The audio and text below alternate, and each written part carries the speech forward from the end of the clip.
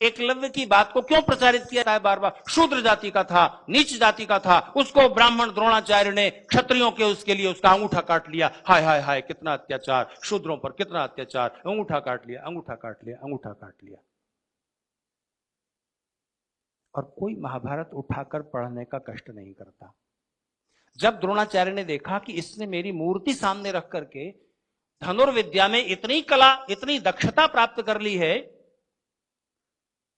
अद्भुत, अर्जुन से और कर्ण से भी ज्यादा चमत्कार, तो द्रोणाचार्य ने सिर्फ एकलव्य से इतना कहा कि मेरे पुत्र, तुम्हारी इस साधना को मेरा प्रणाम, अभिनंदन, मेरे आशीर्वाद तुम्हारे साथ हैं। इससे भी ज्यादा अपनी साधना को बढ़ाओ, विश्व के सबसे बड़े धनुर्धर हो जाओ, पर एक गुरु दक्षिणा दो। मुझे गुरु मानते हो ना, तो एक गुरु दक्षिणा दो कि वो भांप रहे थे कि इन राजकुमारों में आगे जाकर युद्ध होगा। ये वैमनस्य आगे जा रहा है। दुर्योधन बड़ा अहंकारी है, ये ईमानदार भी नहीं है, धृतराष्ट्र इसके मोह में है, और ये राजाओं के बीच, इन राजकुमारों के बीच युद्ध होगा, राजसत्ता का संघर्ष। द्रोणाचार्य चूंकि महल में ही रहते थे, राजकुमारों को सिखाते थे, उन्हें सारी राजनीतिक बदलती हुई परिस्थितियों का आभास था। तो द्रोणाचार्य ने उससे कहा कि मेरे पुत्र, मुझे एक गुरुदक्षिणा दो, और वो ये कि जब इन दोनों राजकुमारों के गुटों में युद्ध होगा, तब तुम किसी भी पक्ष की ओर से नहीं लड़ोगे। और एकलव्य तो इस इंतजार में था कि कोई बड़ा युद्ध हो। हर एक योद्धा या खिलाड़ी ये चाहता है ना कि मुझे ओलंपिक में या किसी बड़े उसमें प्रदर्शन करने का मौका मिले, यही तो बात है ना। तो एकलव्य कहता है कि गुरुदेव, आपने तो मुझसे मेरा वही छीन लिया, ऐसे जैसे कि आपने मेरे अंगूठे ही काट लिए हो। ऐसे कि जैसे, ऐसा नहीं कि काट ही लिया है अंगूठा। ये एक अलंकारिक कथन होता है। कविता में, साहित्य में अलंकारिक ढंग से, इडियोमेटिक ढंग से, कहावत के रूप में ये बात कही जाती है, जैसे कि आपने मेरा अंगूठा ही काट लिया। आपको अपने प्राचीन इतिहास में ऐसे बहुत सारे अलंकारिक वर्णन मिल जाएंगे जिनकी गहराई में जाकर उनके तथ्य तलाशने पड़ते हैं। वो फैक्ट नहीं होते, ट्रुथ होते हैं। फैक्ट और ट्रुथ में अंतर है। हमेशा कोई बात फैक्ट भी हो और ट्रुथ भी हो, ऐसा नहीं होता है। साहित्य में हमेशा फैक्ट और ट्रुथ टकराते रहते हैं, और तब ट्रुथ को अलंकारिक ढंग से कहना पड़ता है, और वो फैक्ट नहीं होता। भगवान श्री कृष्ण ने अपने बाएं हाथ की उंगली पर पहाड़ उठाया था, ये फैक्ट है, ट्रुथ, तथ्य है कि सत्य? सत्य है, पर तथ्य नहीं है। इसके पीछे अब चूंकि मैं ट्रैक से हट जाऊंगा, इसलिए इसकी व्याख्या में नहीं जाऊंगा। ये फैक्ट नहीं है, लेकिन सत्य है। जैसे आइंस्टाइन ने अपनी पत्नी मिलोवा को कहा कि तुम दुनिया की सबसे सुंदर स्त्री हो। बताइए, सत्य है कि तथ्य? फैक्ट है या ट्रुथ?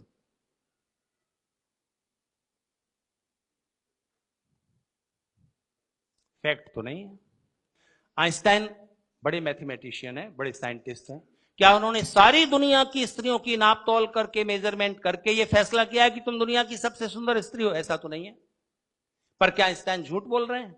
झूठ भी नहीं है, क्योंकि प्रेम के गहरे क्षणों में किसी भी पति को अपनी पत्नी सबसे सुंदर लग रही है, यह सत्य है, लगनी चाहिए, यह सत्य है, पर तथ्य नहीं है।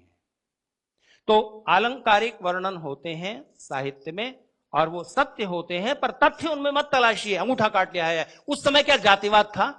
उस समय किसी राजा को वोट चाहिए थे, किसी शूद्र जाति के या ऊंची जाति के से कोई लेना देना नहीं है। शंबुक को मार दिया। उत्तर प्रदेश में जाइए, मायावती की पार्टी की ओर से नारे लिखे हुए, राम नहीं हत्यारा है, शंबुक ऋषि को मारा है। अरे एक तरफ तो आप कहते हो कि शंबुक शूद्र जाति का था, उसको राम ने मार दिया, हाय हाय कितना अत्याचार शूद्रों पर। दूसरी तरफ फिर आप इस माइथोलॉजी को रिजेक्ट भी करते हो। शंबुक को क्यों मारा? क्योंकि शंबुक तपस्या कर रहा था, और उस तपस्या से इंद्र का आसन डोल उठा।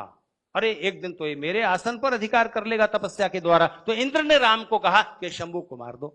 अच्छा, आप या तो फिर आप इंद्र मानिए, देवता मानिए, अप्सराएं मानिए, और ये सारी मैथोलॉजी को सत्य मानिए। वो तो आप रिजेक्ट करते हो। एक तरफ तो आप कहते हो राम हुए ही नहीं, राम तो कोई हिस्टोरिकल आदमी है ही नहीं, वो तो कहानी है। और उसके बाद दूसरी तरफ आप ये कहते हो शंबुक को मार दिया, हाय हाय बड़ा अत्याचार कर दिया। कैसी धूर्तता चल रही है। तो आपके इतिहास के प्रति एक घृणा पैदा हो जाए, कम से कम शूद्र या ओबीसी माने जाने वाले लोग अपने उस इतिहास की परंपरा से कट जाएं, तब उनको अगर अपने में वो कन्वर्ट ना भी कर सके वो विदेशी षड्यंत्रकारी, तो भी इस देश में, इस देश के बहुसंख्यक समाज में विघटन तो पैदा कर ही दिया ना, आपस में घृणा तो बनाई दी। और वो घृणा जब तक रहेगी, वो दीवारें जब तक रहेंगी, तब तक ये देश आपस में ही टकराता रहेगा। विदेशियों से क्या लड़ोगे, कहां से शक्तिशाली हो जाओगे? इसलिए इन षड्यंत्रों को समझने की और इन षड्यंत्रों का जवाब देने की जरूरत है। नहीं तो भारत के टुकड़े होते रहेंगे। भारत के टुकड़े होने के अभी तो नारे लग रहे हैं, अभी तो सिर्फ नारे लग रहे हैं कि भारत तेरे टुकड़े होंगे इंशाअल्लाह इंशाअल्लाह। अभी तो सिर्फ भारत माता की जय बोलने से परहेज हो रहा है। एक दिन आएगा कि यह बात सत्य भी हो जाएगी। चाइना की वेबसाइट पर आप देख सकते हैं, इस देश को 26 टुकड़ों में बांटने की तैयारी। कौन सहयोग करेंगे? सोचिए, सोवियत संघ क्यों 16 देशों में टूटकर बिखर गया? क्यों बिखर गया? क्योंकि वहां भी एक अलग तरह का जातिवाद था। इथियोपियन सर्बियन से शादी नहीं करता, सर्बियन लिथुआनियन से नहीं करता, और इस तरह से उन 16 अलग अलग प्रांतों में रह रहे लोग एक राजनीतिक विचारधारा, कम्युनिस्ट विचारधारा से जुड़कर एक देश, एक संघ बन तो गए थे, लेकिन उनके अंदर अंदर के टकराव जारी थे।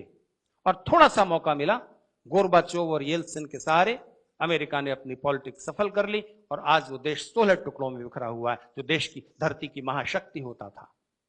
अगर इस देश में जातियां एक एक इलाके में रह रही हों, तो बताइए देश अपने आप टूटा हुआ है कि नहीं? इस देश को 26 टुकड़ों में बांटने का इंतजाम है और सहयोग करेंगे हमारे अंदर के ही लोग, जिनके मन में देशवाद में स्वार्थ पहले है, थोड़े से स्वार्थों के लिए। उन सारे जातिवादी आंदोलनों को चलाने वाले लोग कौन हैं? हमारे देश के ही लोग तो हैं। पैसा कहां से मिलता है, फंडिंग कहां से होती है? एनजीओ की आड़ में, बाहर से। और हमारे ही देश के खिलाफ वो षड्यंत्र कर रहे हैं, जड़ें काट रहे हैं, हमको पता भी नहीं चल रहा। सुसाइड करने की इच्छा होती है, एक साइकेट्री में बीमारी है। इसी तरह अपनी आंखें फोड़ लेने की इच्छा होती है। 3 महीने पहले अभी एक ब्रिटेन की लड़की ने अपनी आंखें फोड़ ली, वही बीमारी थी उसको। क्यों भाई, आंखें क्यों फोड़ रहा है? मुझे लगता है हिंदू समाज में ये इच्छा परमानेंट है। वो देखना ही नहीं चाहता कि उसका हित क्या है, अहित क्या है, क्या षड्यंत्र हो रहे हैं, क्या साजिशें चल रही हैं, जानना नहीं चाहता। और बताओ तो छोड़ो ना यार, आईपीएल चल रहा है, देखते हैं जरा। तो आपके लिए देश में सत्ता परिवर्तन का जब समय आता है, तब हम सिर्फ या तो जाति देखते हैं या ये देखते हैं उस पानीपत के दर्शक की तरह कि देखें कौन जीतता है। इस मनोभाव को तोड़िए। देश ने पहली बार विकास के मुद्दे पर वोट किया है इस लोकसभा में, सन 14 में 39% वोट है, वो भी सिर्फ अभी 39। इसको आप पूरे वोट का बहुमत नहीं कह सकते हैं। यानी अभी भी देशभक्ति के लिए, विकास के लिए, जाति और दूसरे मुद्दों से ऊपर उठ करके वोट देने का भाव इस देश में अभी और प्रबल करने की जरूरत है। इस देश में सत्ता पाने का कौन सा फार्मूला है?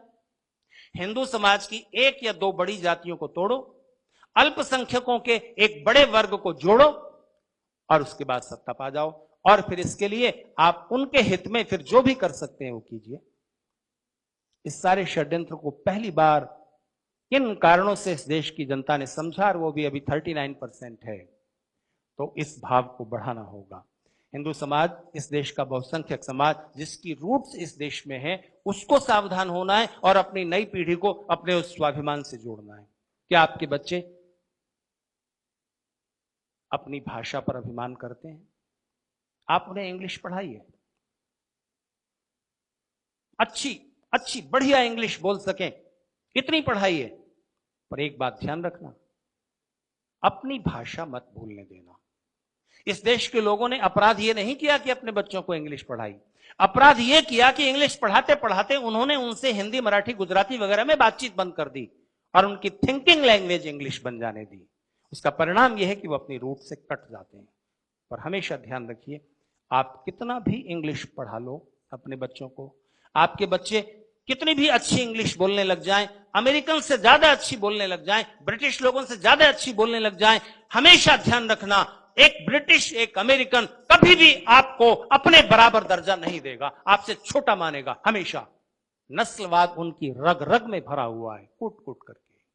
वो स्किन के कलर के आधार पर दुनिया को 3 हिस्सों में बांटते हैं, white people, black people, coloured people, जिसमें हम और आप आते हैं। वो कभी दूसरों को अपने बराबर दर्जा नहीं देंगे। आप बोलते रहना अंग्रेजी कितनी भी अच्छी, तो आप अपनी भाषा से तो कट गए, दूसरे की भाषा आप बहुत अच्छी बोल रहे हो, वो आपको अपना मानता नहीं। कहां के हो? न घर के न घाट के।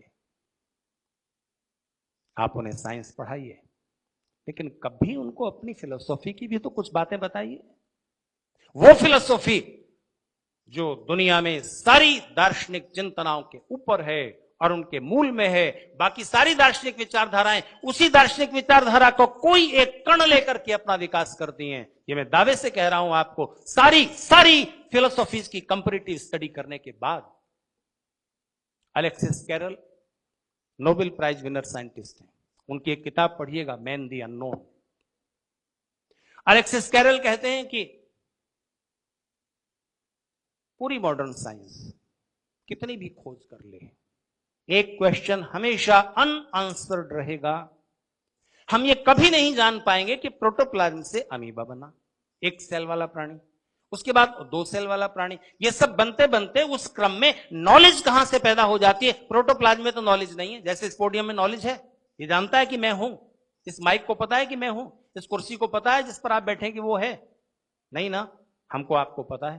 तो ये जो ज्ञान रखने वाली सत्ता है, ये कहां से पैदा हो जाती है?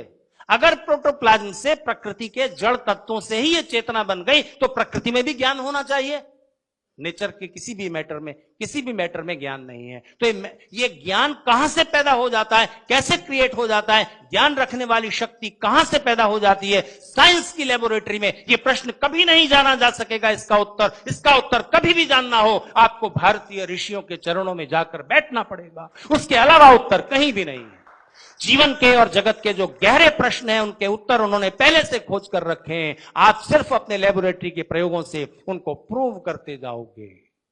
और कभी भी इस धरती पर मनुष्य को शांति से जीना सीखना होगा, सुख और आनंद की प्राप्ति के तरीके सीखने होंगे, तो भी ऋषियों की शरण में जाना होगा। इसके अलावा और कोई भी रास्ता नहीं। ये स्वाभिमान हमारे बच्चों में नहीं है, एक विदेशी महसूस करता है। बस इस स्व के, इस सेल्फ के, इस अभिमान को जगा दीजिए, और तब देशभक्ति जागेगी, और तब आपको भारत हमें जान से प्यारा है ये कहने की और बताने की जरूरत नहीं होगी, वो होगा ही।